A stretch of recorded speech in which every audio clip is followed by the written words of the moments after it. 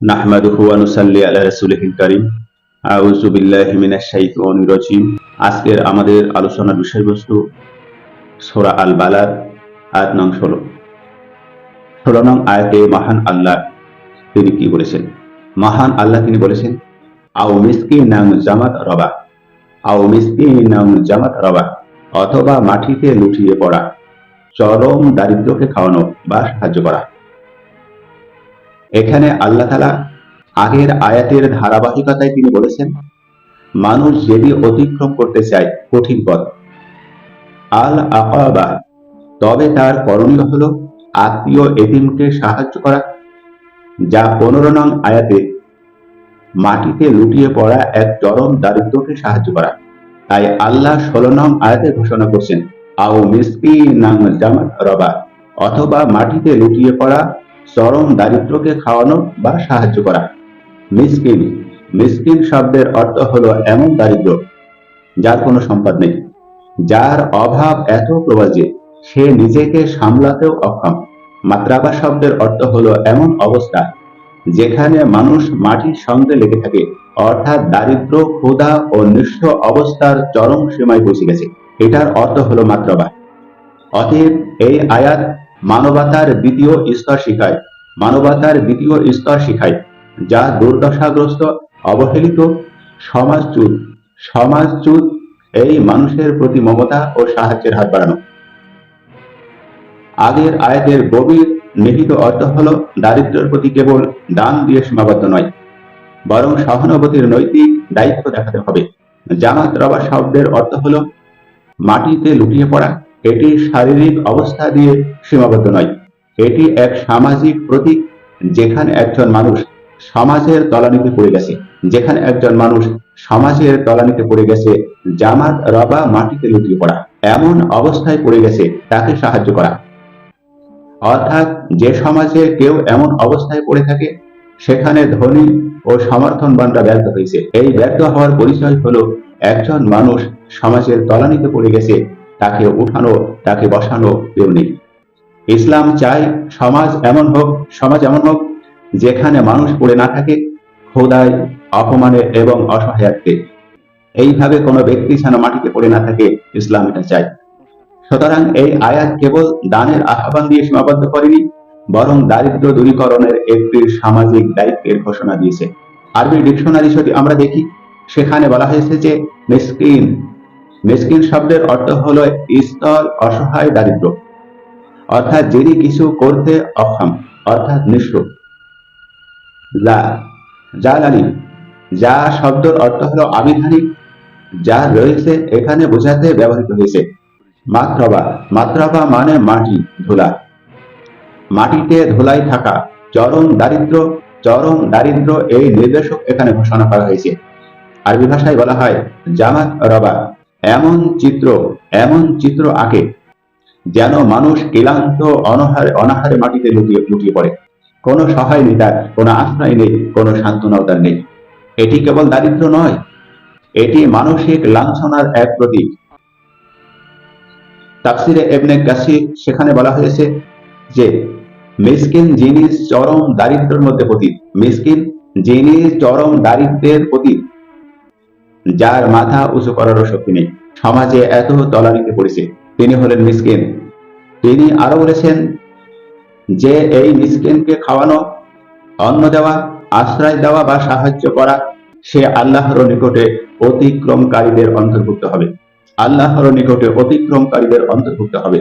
ইবনে কাসির তিনি আরো উল্লেখ করেছেন যে এই দারিদ্র কেবল আর্থিক দিয়ে সীমাবদ্ধ নয়, বরং এই দারিদ্র মানসিক সামাজিক বঞ্চনা বোঝানো হয়েছে।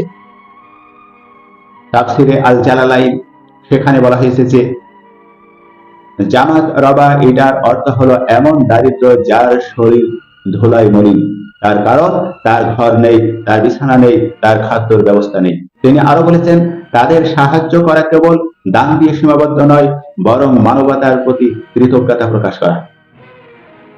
তাফসিরে ইবনে আব্বাস রাদিয়াল্লাহু তাআলা আনহু তিনি বলেছেন যে জামাত রবা এর অর্থ হলো এমন দারিদ্র এত অভাবে আছে যে মাটিতে পড়ে গিয়েছে, ক্ষুধায়, দুর্বলতায় কিংবা আশ্রয়হীনতায় মাটিতে পড়ে গেছে।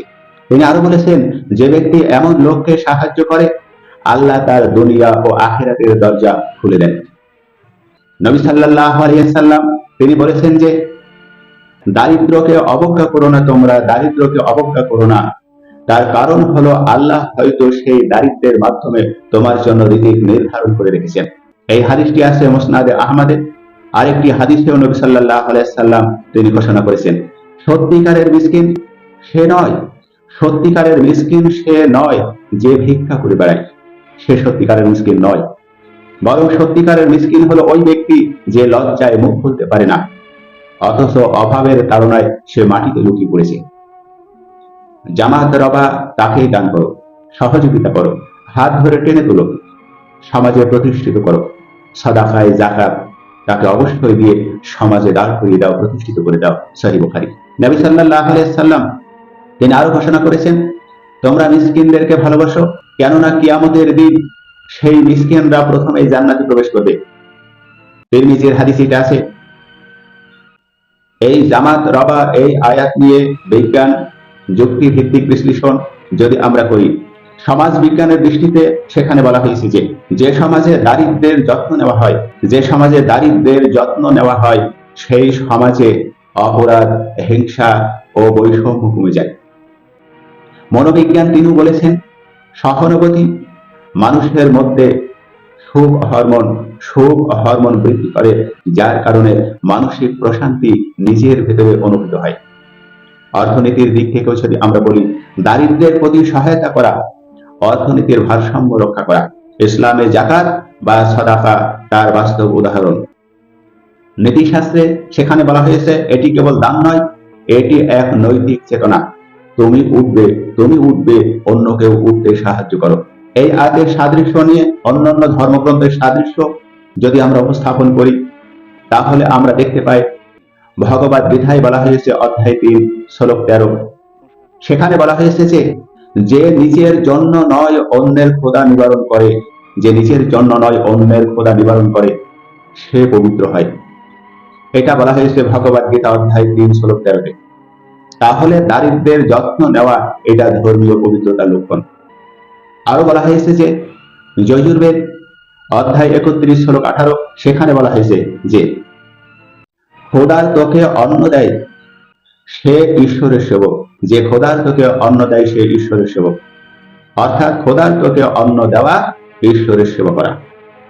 আরো বলা হয়েছে ঋগ্বেদ পর্ব 10 অধ্যায় 117 শ্লোক 2, সেখানে বলা হয়েছে যে অন্ন দাও তাকে যে মাটিতে লুকিয়ে আছে, তবেই তুমি বাঁচবে। এখানে মাটিতে লুকিয়ে পড়া ওই দারিদ্র মিসকিনকে অন্ন দেওয়ার কথা বলা হয়েছে, যা কুরআনুল কারীমে সূরা আল বালাদে 16 নং আয়াতে ঘোষণা করা হয়েছে। আরো বলা হয়েছে অথর্ববেদ পর্ব 12 অধ্যায় 2 শ্লোক 3, সেখানে বলা হয়েছে যে দিনকে ত্যাগ করে সে ঈশ্বর থেকে বিচ্ছিন্ন হয়ে যায়। আর আমরা জানি দিন শব্দের অর্থ হলো ইসলাম। এখানে অথর্ববেদ পর্ব 12 অধ্যায় 2 শ্লোক 3 সেই একই কথা বলছে, যে দিনকে ত্যাগ করে সে ঈশ্বর থেকে বিচ্ছিন্ন হয়ে যায়। অর্থাৎ দিনহীন অবহেলা হলো পাপ, দিনহীন অবহেলা এটা চরম পাপ। আরো বলা হয়েছে বাইবেল অধ্যায় 25 শ্লোক 40, সেখানে বলা হয়েছে যে যা তোমরা দারিদ্রের জন্য করো তা আমার জন্যই করো। তার মানে দারিদ্রের জন্য করলে সেটা ঈশ্বরের জন্য করলে। এখানে দারিদ্র সেবা ঈশ্বরের কথা ফুটে উঠেছে। তাহলে সব ধর্মেই এই কথা সত্য যে দারিদ্রের পাশে দাঁড়ায় সে ঈশ্বরের কাছাকাছি যায়। তাই আল্লাহ পাক রব্বুল আলামিন তিনি কোরআনুল কারীমে ঘোষণা করেছেন যে সূরা আল বালাদ আয়াত নং 16 তিনি বলেছেন যে আও মিসকিনান জামাত রাবা, অথবা মাটিতে লুটিয়ে পড়া চরম দারিদ্রকে খাওয়ানো বা সাহায্য করা।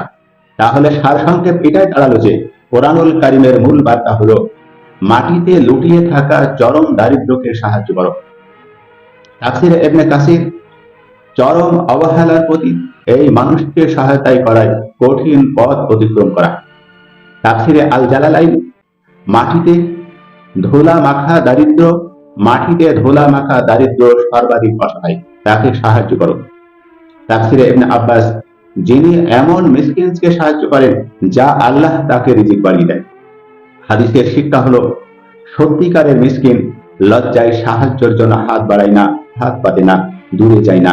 তাকে খুঁজে সাহায্য করাই হলো মূলত ধর্ম। বিজ্ঞান ভিত্তিক বিশ্লেষণ: দারিদ্র সেবা সমাজে ভারসাম্য ও মানসিক শান্তি বয়ে নিয়ে আসে। বেদ, বাইবেল, অন্যান্য ধর্মের মিল ক্ষুধার্ত ও নিঃস্বকে অন্নদানই ঈশ্বর ভক্তির সর্বোচ্চ রূপ। তাহলে সার্বিক বার্তা এটাই হলো যে দারিদ্র দূরীকরণ ও মানসিক সহানুভূতি ইসলাম ওই সব ধর্মের মূল শিক্ষা।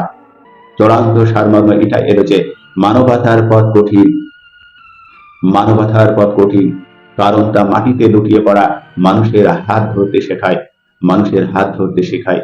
যে ক্ষুধার্তকে অন্ন দেয়, যে নিঃস্বকে সম্মান দেয়, সে কেবল দানকারী নয়, সে কেবল দানকারী নয়, সে ইমানের যোদ্ধা, সে ইমানের যোদ্ধা।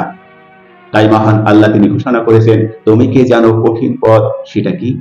আর সেটা হলো এক মিসকিনকে যে মাটিতে পড়ে আছে তার পাশে দাঁড়ানো, তার পাশে দাঁড়ানো। আল্লাহ পাক রব্বুল আলামিন এতিম মিসকিনদেরকে খেদমত করার মতন তৌফিক ইনায়েত দান করুন।